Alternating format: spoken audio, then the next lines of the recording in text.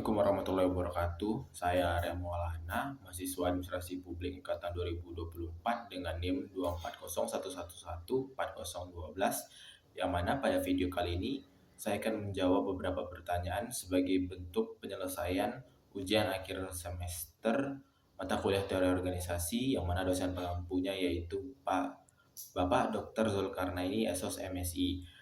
Yang mana ada dua soal. Soal yang pertama yaitu pemerintah kota X atau pemerintah daerah X mengeluarkan sistem berbasis online untuk mengurangi praktik korupsi, dan namun perangkat daerah melakukan resistensi ataupun penolakan dikarenakan menganggap sistem baru ini itu merepotkan dan mengurangi ruang fleksibilitas mereka.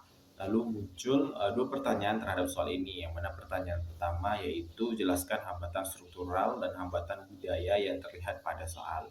Saya akan menjelaskan hambatan strukturalnya. Yang pertama yaitu kurangnya kesiapan dari sumber daya manusia ataupun pegawai yang ada pada perangkat daerah tersebut, yang mana kurangnya kesiapan sumber daya manusia di sini adalah mereka sumber daya tersebut atau pegawai tersebut tidak memiliki skill yang cukup memadai untuk dapat menerima dan menjalankan sistem berbasis online ini.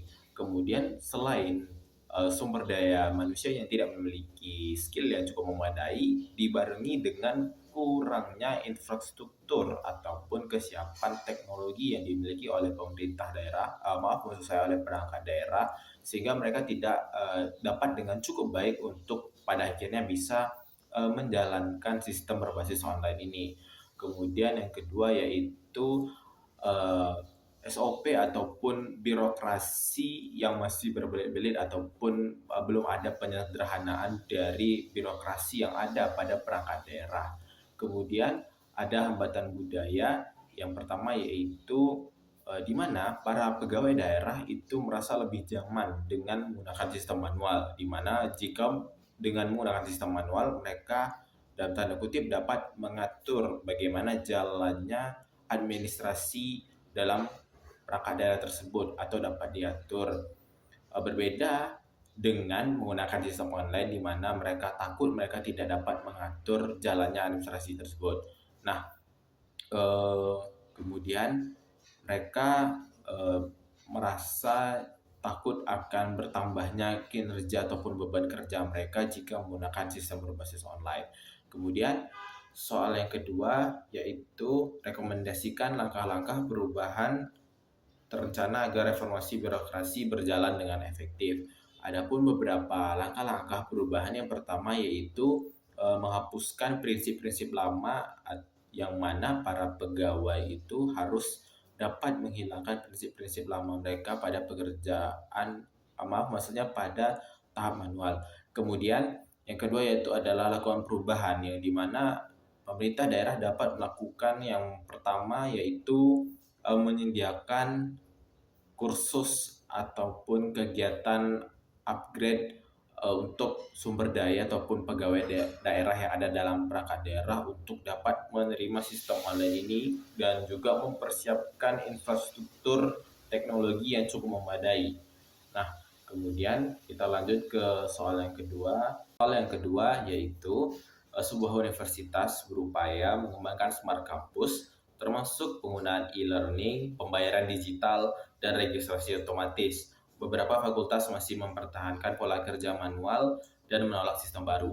Kemudian muncul pertanyaan yaitu identifikasi 3 jenis resistensi perubahan yang mungkin terjadi dan usulkan solusi manajemen perubahan yang dapat mengurangi resistensi tersebut. Resistensi yang pertama yaitu resistensi teknis, di mana para dosen ataupun staf pegawai yang ada pada fakultas itu belum memiliki skill yang cukup memadai, walaupun pada zaman ini itu sudah banyak ataupun sebagian dari dosen maupun staf itu mempunyai skill yang cukup memadai untuk menggunakan e-learning ataupun sistem yang berbasis digital.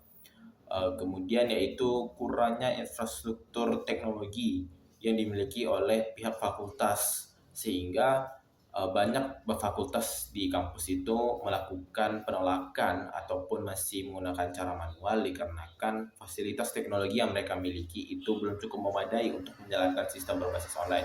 Lalu apa solusi dari masalah ini ataupun resistensi ini? Yang pertama yaitu pihak fakultas ataupun pihak kampus itu dapat menyediakan kelas ataupun kursus khusus untuk para dosen ataupun staf pegawai yang tidak memiliki skill yang cukup sehingga mereka dapat mempunyai skill yang cukup untuk menjalankan sistem berbasis e-learning ataupun online ini. Kemudian yaitu kampus juga dapat mempersiapkan infrastruktur teknologi yang lebih memadai. Kemudian ada resistensi psikologis di mana pegawai ataupun dosen itu merasa lebih nyaman dengan sistem manual. Dikarenakan menurut mereka sistem online ini itu ribet dan bertele-tele, tidak sesuai dengan bagaimana mereka menjalankannya seperti sistem manual. Lalu apa solusinya?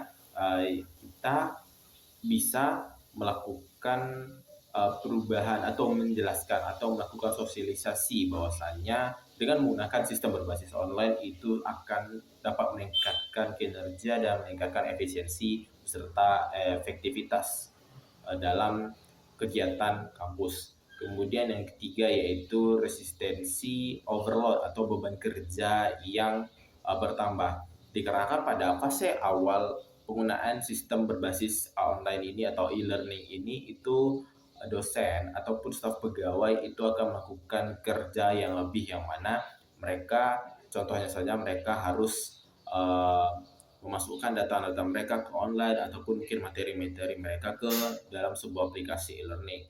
Lalu apa solusi dari permasalahan ini? Solusi dari permasalahan ini yang dimana kampus itu dapat membuat sebuah website ataupun aplikasi e-learning yang di dalamnya memiliki sebuah tools yang dapat membantu para dosen itu mudah ataupun staf pegawai itu mudah dalam mengakses e-learning tersebut. Mungkin sekian dari saya. Mohon maaf bila ada kata-kata yang salah. Saya akhiri. Wabillahi taufiq wal hidayah. Wassalamualaikum warahmatullahi wabarakatuh.